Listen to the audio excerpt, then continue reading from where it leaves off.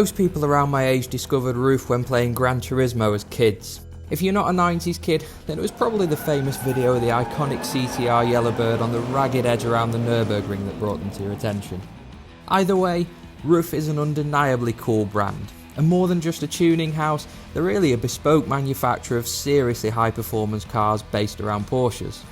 Now, I've driven my fair share of old Porsches and I've loved them all, but there's something even more cool and elusive about a RUF. You just don't see them for a start.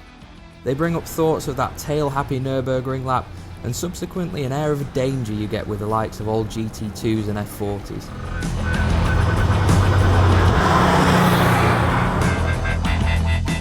Today's subject and my first toe in the RUF waters, thanks to our friends at Car Iconics, is the BTR2, a turbocharged monster based on the 993 Carrera. And to be given the opportunity to drive something with such a combination of rarity, value and old-fashioned brute power on a cold, greasy December day is a slightly daunting but seriously exciting prospect.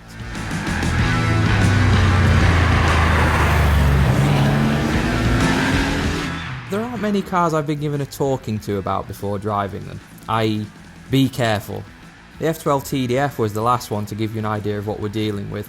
And before we headed out, Dan from Car Iconics added this to the list, suggesting that you can get wheel spin through 3rd and 4th gear. Yikes. So, shall we see what the fuss is all about?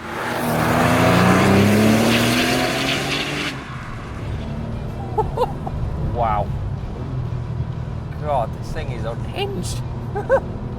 And no, it's not RUF, it is RUF, named after the founder Alois RUF.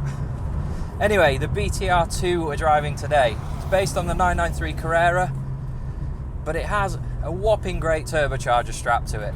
So instead of 272 horsepower, we've got 420, and it's all still going through the rear wheels alone.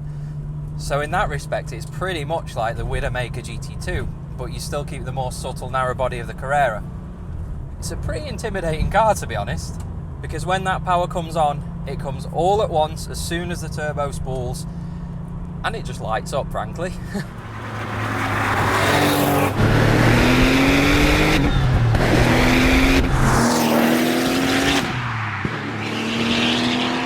There ain't a lot in the way of driver aids to help you when it does light up either. Couple that with the fact that there are only 3 right-hand drive examples in the world. Anyway, a little more about the car before we dare to give it a bit of a prod again. The power's running through a 6-speed manual box and a limited slip diff. Suspension is 30mm lower than a standard Carrera, and thankfully it has bigger brakes as well. 0 to 60, about 4 seconds. Top speed is over 190 miles an hour, which I imagine would be a pretty scary 190 miles an hour.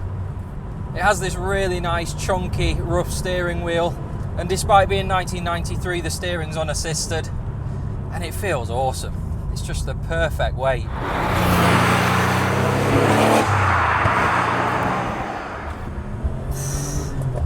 Oh my god. That was a tiny bit of throttle. It's quite a draining experience driving it, but in a good way. You sort of get to the end of the road like a little bit worn out, a little bit thankful to be alive, but you've had a serious experience.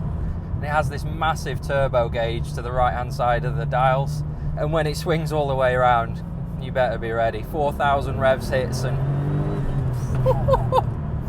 oh my god. Much like a normal 993 turbo, there isn't a lot of engine noise. It's just fairly muted. There's a bit of a whoosh, but this gives you much more of a turbo blow-off noise than a 993 turbo. This sort of feels like it could kill you at any moment. But as you might have gathered by now, I quite like that in a car. But it only feels like it wants to kill you because of the way the power comes in. It's just that bit more raw than a 993 turbo. I mean, a 993 turbo is still a very quick car, and it has the same power delivery. But this really keeps you on your toes a lot more than that car. You've got that extra turbo blow-off,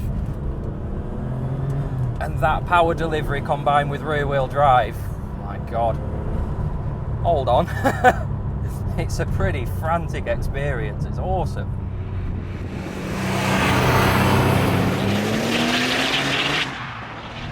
you watch your right foot, it actually feels really stable at speed. I've got way more confidence in this car than I thought I would. It's running modern Michelin Pilot Sport, so that helps. It soaks up the bumps, the brakes, give you loads of confidence. Turning, get a bit of weight on the nose, and wow, it handles like something more modern than it is. But you have the benefit of not having power steering, so you've got a load of feel going on.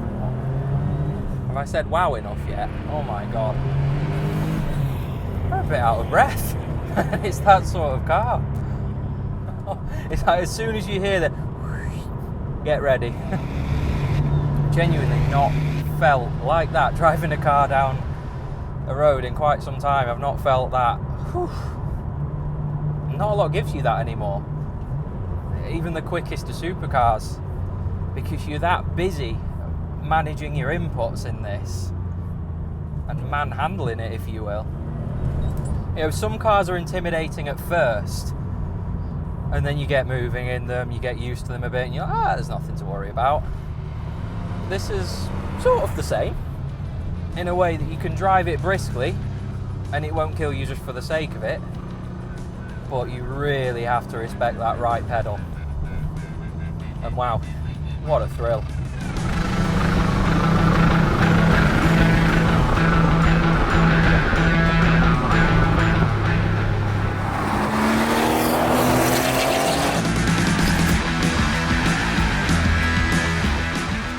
This car was registered in 1998 and cared for by its original owner for 20 years.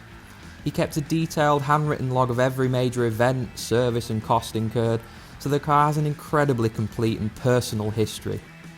The car returned to RUF in 2019 for a rebuild, including a new turbo and belts along with new brake discs and pads. And this is actually the only UK car that Mr and Mrs RUF have serviced and supported since its build. Couple that rarity and history with a price tag north of £200,000, and I'm sure you'll forgive me for being a bit careful with this one. The value didn't stop me enjoying the car though.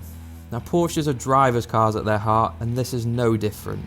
It's just enhanced the experience with savage performance, and I've hardly ever reached the end of a road so exhilarating.